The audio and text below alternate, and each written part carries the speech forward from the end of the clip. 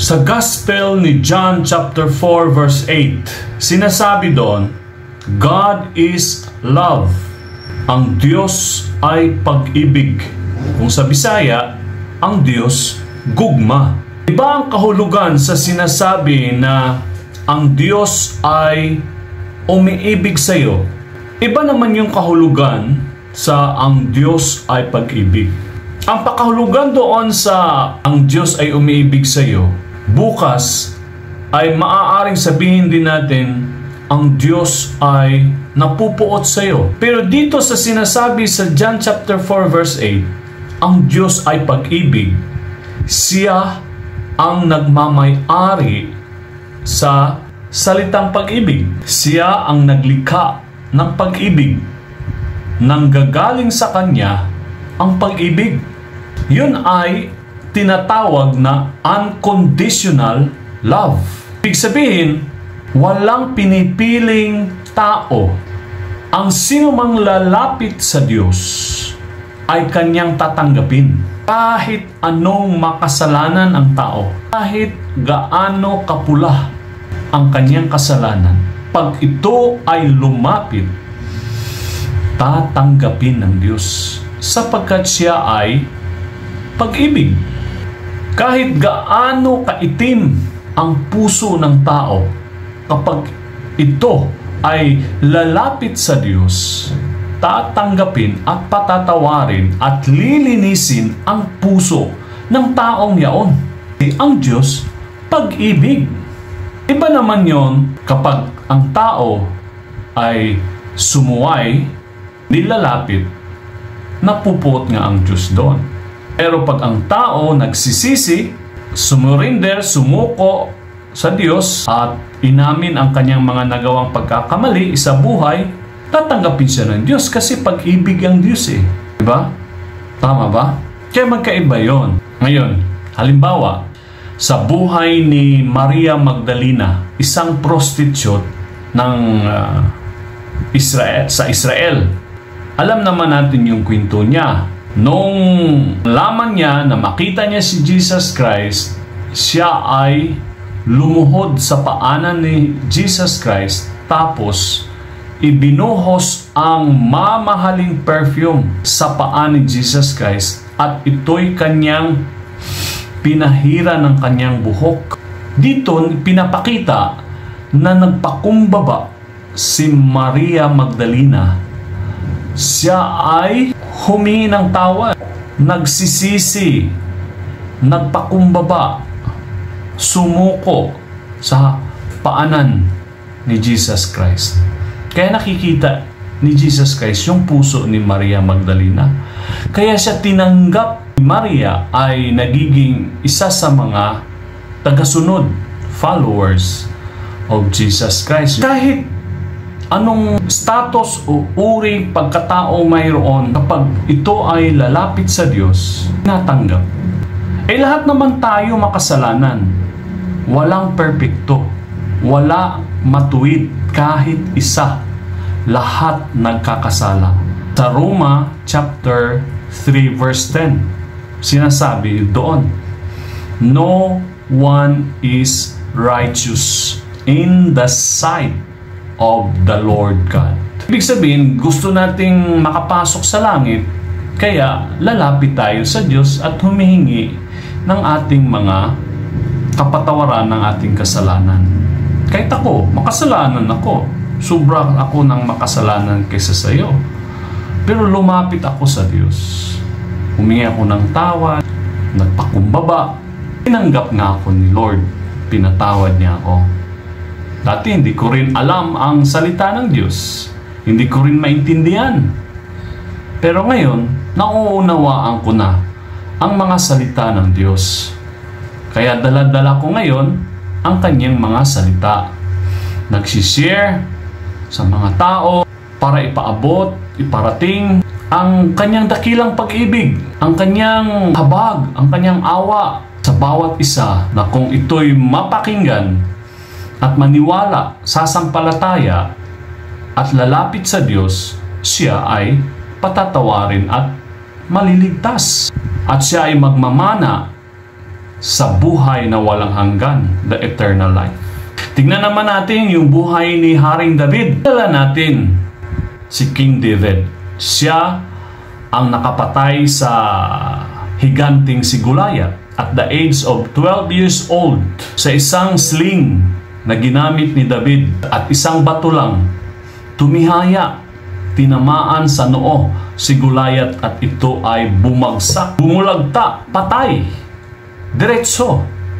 Pero yun ay ang kapangyarihan ng Diyos sumaksa kay David, diba? Pero si David nagkasala. Siya ay nangangalunya, siya ay mayroong sala na adultery sapagkat nung siya'y nag-iisa nagpahinga sa templo, nakita niya isang babae na naliligo, Bathsheba, ang asawa ni Uriah ng kanyang general. Napakaganda, nagustuhan niya, kaya pinatawag niya yun at kanyang sinipingan. Yun ang sala niya. Ngayon, meron pa diyan siyang pagkakasala. Sinadya niya Uriah ay ipapatay doon sa giyera o sa digmaan. Nagplano na rin siya. At yun na nga, napatay nga si Uriah, kaya ginawa niyang asawa si Bathsheba. Nakita ng Diyos, alam ng lahat ang ginawa ni David sa Diyos.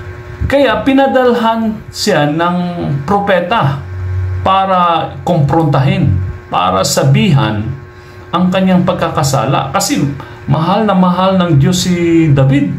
Kaya pumunta doon si propeta Samuel. Alam natin yung kwento doon. Humingi naman ng tawad si David. Pero yung bunga ng kanyang kasalanan o tinatawag na consequences, nag-aani siya.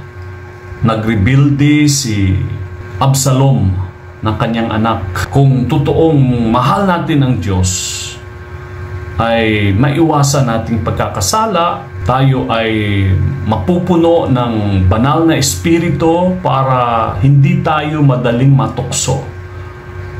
Kasi sa buhay natin, sa ngayon, nandyan yung kaaway na nanunukso sa buhay natin upang tayo ay magkasala. Alam mo, pag tayo ay magkasala, tayo ay nanghihina, nalulungkot at humihiwalay sa Diyos. Diba? Naranasan niyo ba yun? Kaya nga, nung nagkasala din si Adan at si Eva, sila ay nahiya.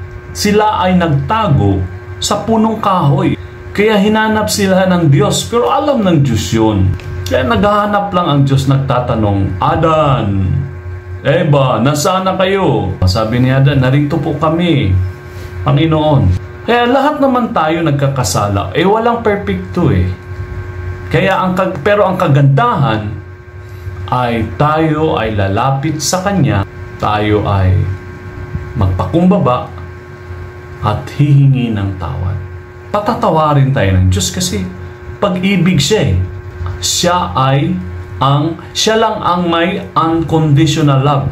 Sa tao, condition love yun Tingnan nyo, subukan ninyo. Kapag ang isang tao, lagi kang sinasaktan, kaya mo bang mahalin? Diba? Diba parang ayaw mo na, parang gusto mo nang lumayo sa kanya para hindi ka na masasaktan uli. At hindi mo siya kayang mahalin kapag lagi kanyang sinasaktan. Meron nga nagsasabi, ako isang taong mabuti kung ikaw ay mabait sa akin. Pero pag ikaw ay masama, mas lalo pa akong masama sa iyo. Naririnig niyo ba yon? Yung ganun ang tao. Pero sa Diyos, hindi. Unconditional, meaning, kahit anong makasalanan ng tao, kahit rapist siya, killer, or hold-upper, pag lumapit sa Diyos, tinatanggap ng Diyos. Pag lumapit, nagpakumbaba, humingi ng tawad, tinatanggap ng Diyos. Naniniwala ka doon? Totoo hindi? May alam ako na isang barumbado, talaga namang ang sama ng kanyang mga pagkatao, no? Pero noong siya'y nahimasmasan, napagtanto niya, napag-isip-isip niya, siya ay nagsisisi. At siya ay lumapit sa Diyos, tumawag sa Diyos. Kaya siya pinatawad din. Anong nangyari? Siya ay nagiging pastor. Siya ngayon ay nagsiserve ngayon kay God. Siya ngayon nagdadala ngayon ng salita ng Diyos. Katulad kay Saul na naging Pablo. Si Saul isang persecutor. Inuusig niya ang mga followers ni Jesus Christ noon. Binibilanggo, pinapatay. Pero nung pumunta siya isang araw sa Damascus, doon siya kinatagpo ni Jesus Christ. Di ba? O ngayon, narinig niya si Jesus Christ, binulag siya, pero binigyan siya ng instruction na pumunta doon kay Ananias para ipag-pray para siya ay gagaling after 3 days. Gumaling naman siya, nakakita siya. Nawala yung pagkabulag niya. Kaya nagiging Pablo siya. Siya ngayon ang dakilang preacher, mangangaral. Maraming sulat sa Biblia sa New Testament. So ganun ang Diyos na ating nakilala. Siya ay pag-ibig. O ano pang gagawin natin? Lapit na tayo. Di ba? Kasi kilala natin ang Diyos. Hindi siya tumatanggi. Maliban lamang kung ayaw mong lumapit, laging sumusuway, di ba? Pero pag lalapit ka, talaga namang totoo yan. Tatanggapin ka ng Panginoong Diyos.